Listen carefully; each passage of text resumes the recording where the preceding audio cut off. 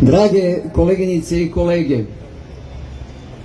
danas ovdje ispred Unije slobodnih sindikata Crne Gore, koju u ovom trenutku čini 21 sindikat granski, strukovni i još mnogo sindikalnih organizacija koje su direktno vezane za Uniju slobodnih sindikata Crne Gore, želim da vam odam počast zato što se danas vi ovdje borite za univerzalna ljudska prava koja pokušavaju da naruše multinacionalne kompanije i nezajažljivi kapital širom svijeta. I nažalost ovdje Deutsche Telekom, jedna od kompanija multinacionalnih za koje smo mi mislili da kada je Telekom 2005. privatizovan da će nam donijeti blagostanje, da će nam donijeti socijalni dijalog, da će nam donijeti dostojanstvene uslove rada, ali od 2005. godine pa do danas ja sam svjedok da se zaposleni u Telekomu, u Crnogorskom Telekomu grčevito bore da ostvare pravo na dostojanstvene uslove rada i na socijalni dijalog i svako malo, kao što je moj kolega Burić spomenuo, zaposleni su dužni zajedno sa sindikatom da pokreću određene aktivnosti kako bi ta svoja osnovna prava sačuvali.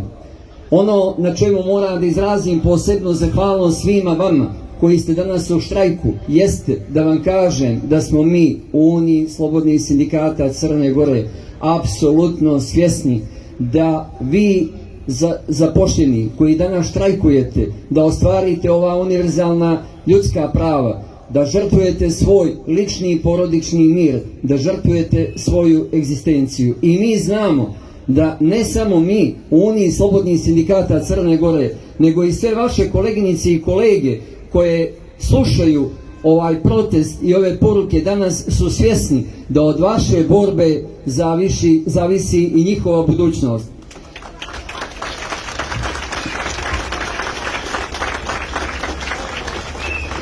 Unija slobodnih sindikata Crne Gore će vas bezgranično podržati u ovoj vašoj borbi, zato što sa ovom borbom branite univerzalno ljudsko pravo, pravo na sindikalno organizovanje, pravo na štrajk koje je ovdje ugroženo činjenicom da vaš menadžment angažuje eksterne zaposlene na poslovima koje vi radite i isključivo i samo zahvaljujući tome i činjenici da institucije sistema 71 dan nisu htjele da prelome i da kažu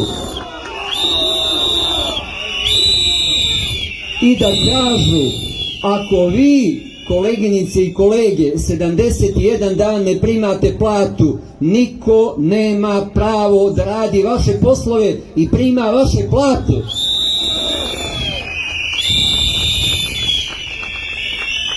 Ja sam danas ovdje dužan još jednom da kažem javno da mi nije jasno, meni kao pojedincu, meni kao građaninu, meni kao sindikalcu, zašto jedna kompanija koja je preko 500 miliona eura de facto iznijela iz ove države, a kolege kažu i blizu milijardu profita, zašto kompanija koja 30 miliona profita ima na godišnjem nivou od 2008. godine jedan jedini cent nije povećala cijenu rada?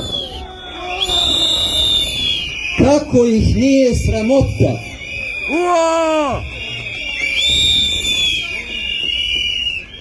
Kako ih nije sramota da dijele menadžerske enormne plate, da ubiraju varijabile, da sebi svake godine daju bonuse?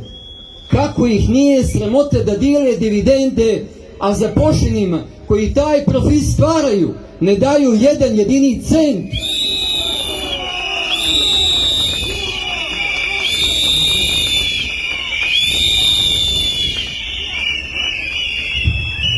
Imao sam prilike da učestvujem u tim pregovorima. Pitao sam gospodu iz menadžmenta i zamolio sam ih. Rekao sam, gospodo, ovo očito ide prema štrajku. Jer vi, gospodo, godinu dana tvrdite da u budžetu nemate jedan jedini cent za povećanje zarada.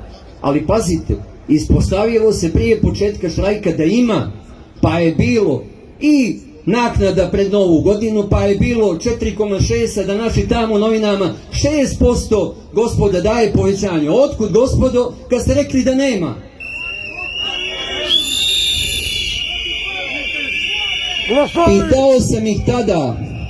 Pitao sam ih tada, a pitam i sada, gospodo, zašto pare koje ćete da uložite u takozvane štrejk brejkere, koje ćete da štetujete, gdje ćete otvoriti prostor da vam konkurencija uzme tržište, zašto te pare koje su mnogo manje nego štetu koju pravite kompaniji ne uložite da vaši zaposleni budu zadovoljni nakon 15 godina od kad nisu od vas vidjeli jedan jedini cent? Odgovor nisam dobio, odgovora nema do danas.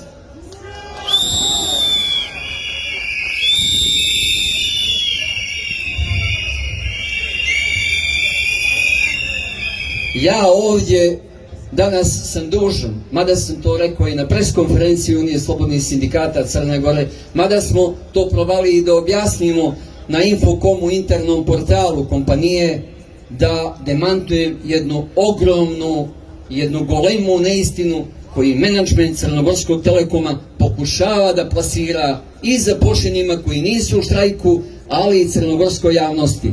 Ta neistina glasi da je Unija slobodnih sindikata Crne Gore pozvala svoje članove i članice, pozvala građane i građanke Crne Gore da bojkotuju usluge i proizvode Crnogorskog Telekoma. To nije istina. Istina je da je Unija slobodnih sindikata Crne Gore na jednom od svojih preskonferencija rekla da Unija slobodnih sindikata Crne Gore stoji uz naše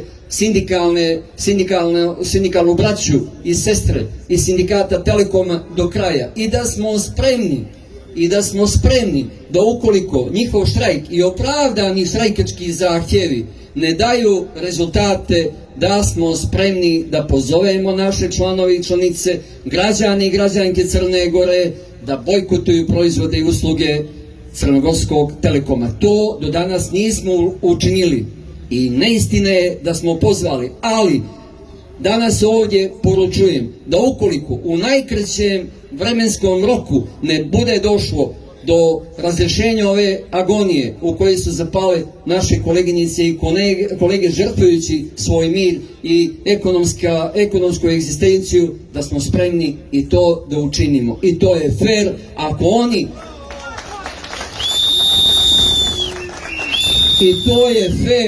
I to je fair ako se menadžment, kako sam nezvanično čuo, kune da će istrajati do kraja, da slome sindikat Telekoma, istrajat ćemo i mi, pa makar po cijenu da Crnogorski Telekom plati debelo za sve ovo što čini svojim zaposlenima.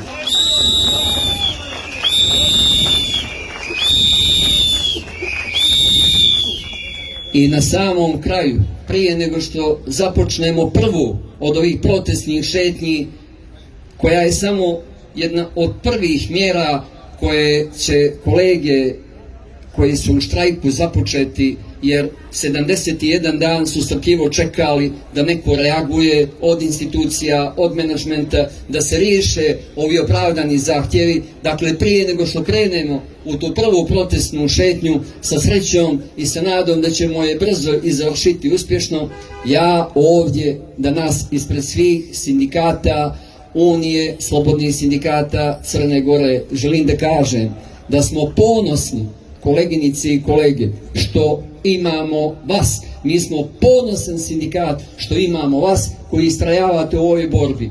Vjerujte, bit ćemo sa vama do kraja. Srećno!